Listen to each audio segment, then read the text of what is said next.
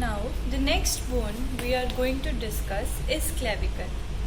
The clavicle is the only long bone that is present horizontally in the body. It is the first bone which starts to ossify in the body and last bone to complete its ossification. So, since the clavicle, there are two bones, so we have to determine that this clavicle belongs to which side. How can you determine? Since it is a long bone, it has a shaft and the two ends. The two ends, one is the medial end and one is the lateral end. How will you determine? The medial end, you can see it is large and rounded as compared to the lateral end, which is flattened. So the medial end can be easily distinguished from the lateral end by the fact that the medial end is large and rounded and the lateral end is flattened. Now, the anterior and posterior aspect, how will you determine? The anterior aspect, it is convex in its medial 2/3 and concave in its lateral 1/3. Okay.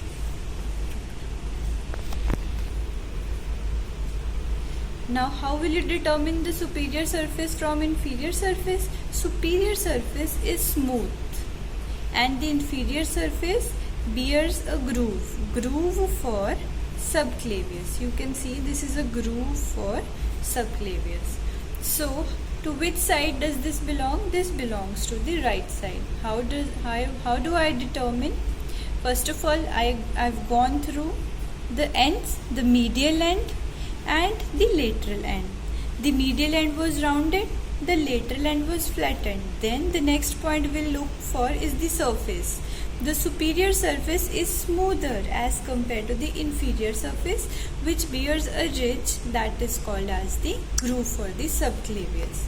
Now, the anterior 2/3 will go for the convexity. The anterior 2/3 is convex, while the lateral 1/3 is concave.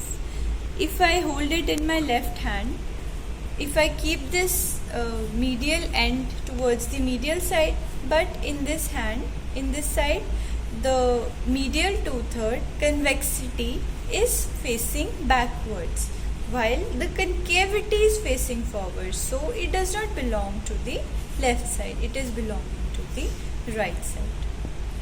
So next we go to the lateral 1/3 and medial 1/3 features. The lateral 1/3 has two surfaces, the superior surface and the inferior surface. These surfaces are separated by anterior border and posterior border. The anterior border is concave and shows a thickened area. This is known as the deltoid tubercle. This is the anterior border.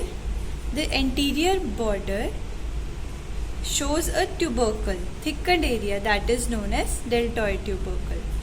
Now, if we see the posterior lower surface which shows a tubercle, this is known as conoid tubercle.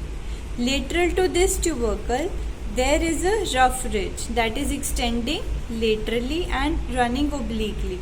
This is known as the trapezoid line. Clear हो गया? Next is the medial 2/3 of the shaft.